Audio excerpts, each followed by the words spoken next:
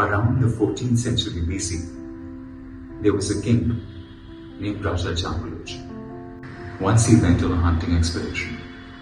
Along the bank of river Tavi, he saw an unprecedented sight. A lion and a goat were drinking water from the same ghat. They drank peacefully and went their own way without disturbing the other. Mesmerized, the king decided to establish a new kingdom on that very land. He decided to call that kingdom Jammu, which morphed into Jammu and became the modern day Jammu. And 3,500 years later, the vision that Raja Jammu had seen manifested itself in a way that perhaps even he had not envisioned. In January 1990, there was a mass exodus from Kashmir. Overnight, Kashmiri Pandit families had to vacate their homeland unceremoniously. They were forced to leave their homes and livelihoods with absolutely nothing on them.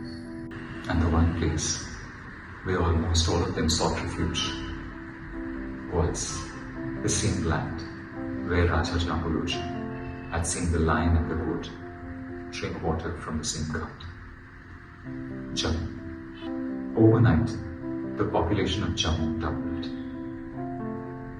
And along with the migrant population, the natives had to encounter problems of gargantuan proportions. Anywhere else, this would have brought about huge unrest, violence, resistance, but not in Jammu. Kashmiri Pandit families were welcomed with open arms. They were given shelter, food, warmth, and solidarity, and allowed to settle down and renew themselves from scratch. And I've seen from up close the extraordinary character and large-heartedness of the land of Jammu and its Dogra population. Now, what happened in Kashmir was undeniably deeply painful and has been justifiably spoken about voluminously. But what has never been spoken about and what has never been mentioned has been the grit and the generosity of Jammu. The extraordinary role that Jammu played in the resettlement and the replenishment of the Kashmiri community.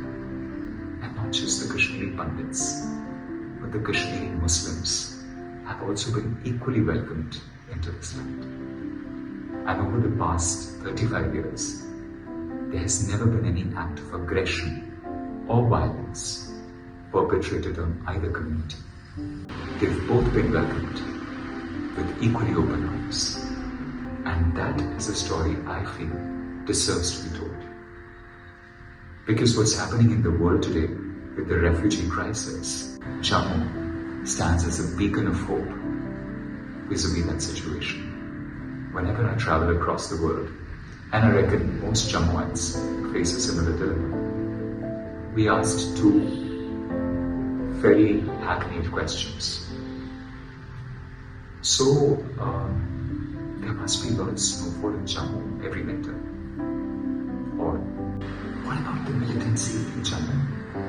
How do you guys live?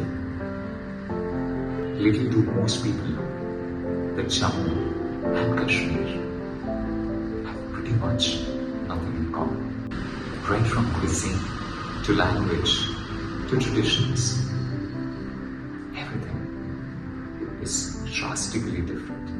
It's like Italy and France, or Norway and Portugal. They are as different as chalk and cheese. But the world doesn't know. And that's a story that deserves to be told. The Lion and the Goat is a documentary that will bring to light that beautiful humanistic story in the midst of that unprecedented turmoil.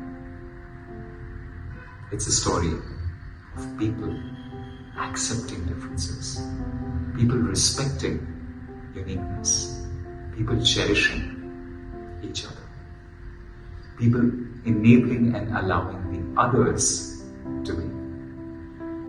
It's a story about how migrants and the natives can coexist and contribute to each other's blossoming. It's a story about the chalk and the cheese learning to respect and celebrate each other. Thank you.